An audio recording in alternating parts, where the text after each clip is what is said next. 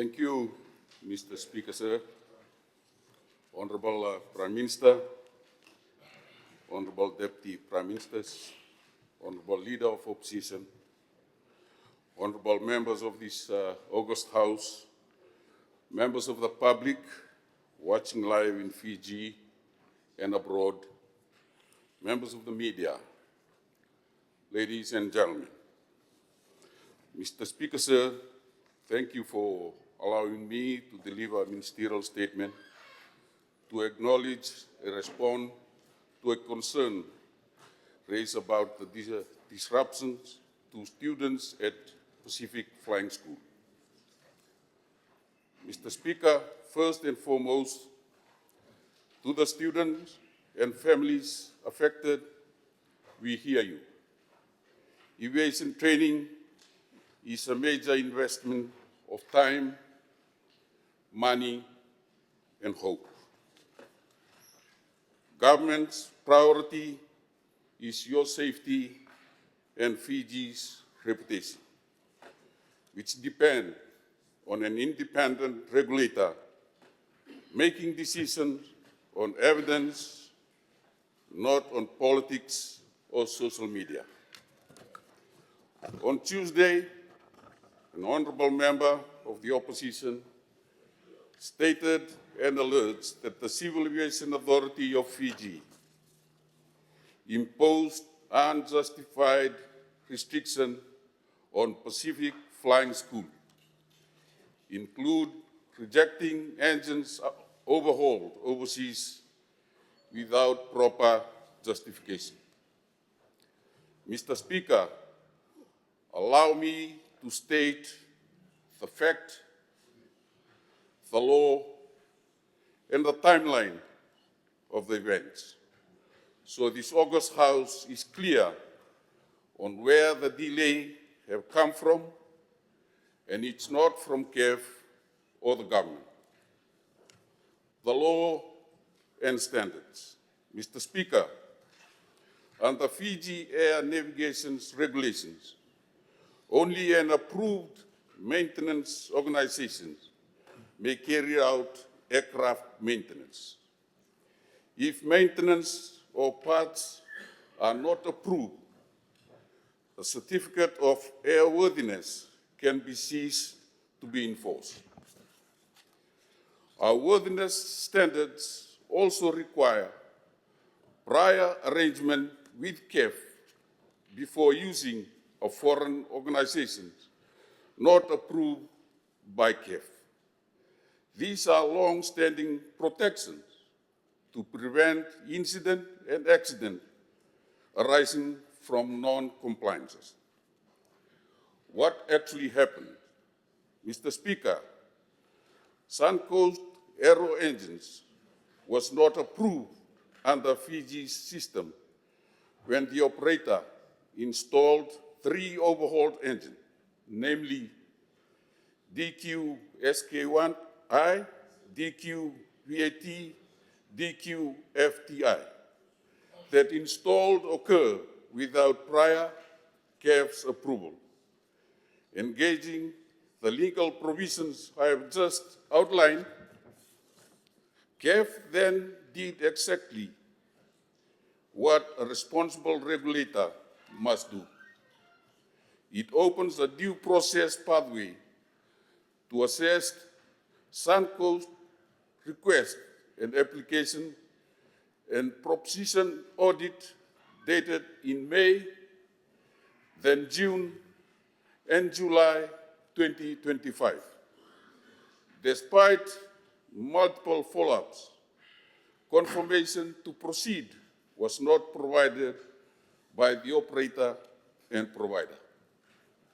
As a safety casualties were required to consider any one-off acceptance, initial submissions were incomplete.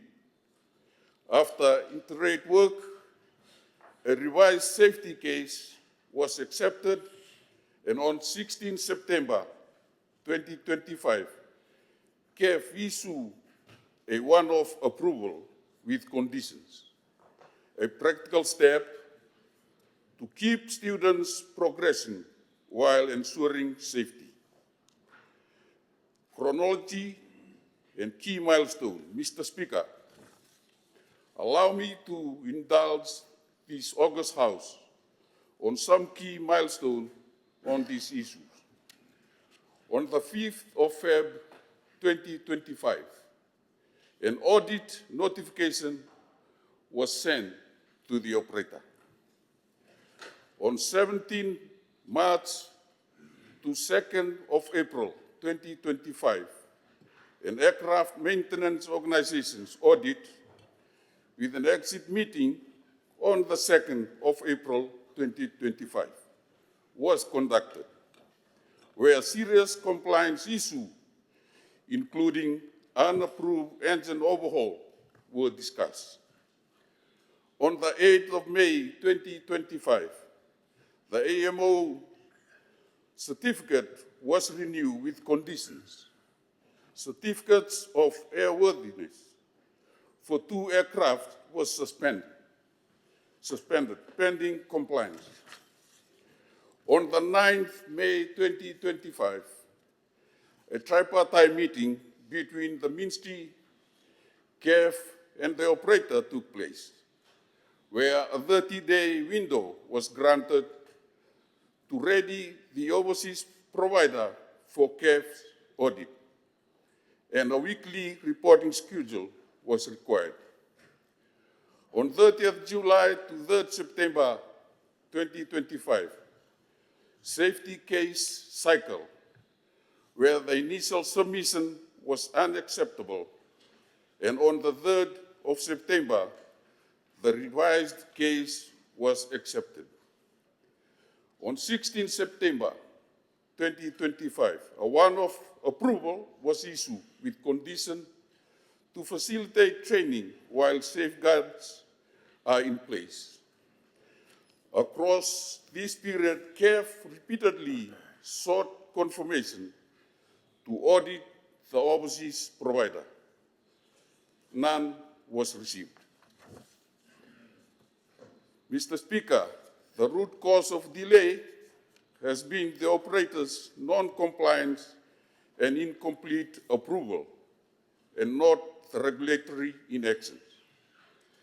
CAF has assisted as far as it properly can, proposing audit dates outside of its original work plan, meeting repeatedly with the operator, and ultimately issuing a condition, one of approval, once a satisfactory safety case was put forward. An operator with over 2 decades of experience in Fiji systems knows these requirements well.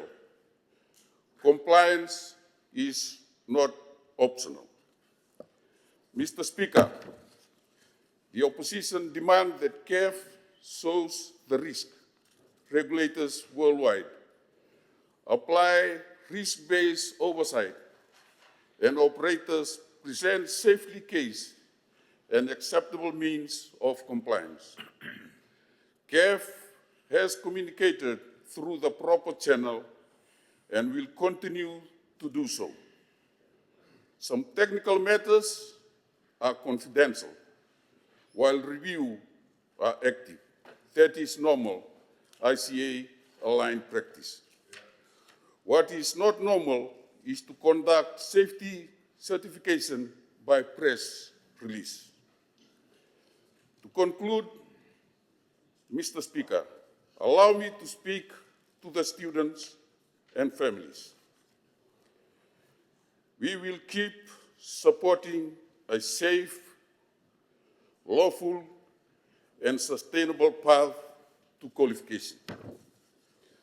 To all operators, bring complete documentations and safety cases early. CAF will prioritize timely decisions. And to this August House, Fiji's reputation is strengthened, not weakened, when our independent regulators apply the rule fairly and consistently. Safety first, due process always, and never at the cost of an accident we could have prevented. My office will support any good faith engagement that deliver a safe, lawful, and sustainable training outcomes. Now, Mr. Speaker, sir.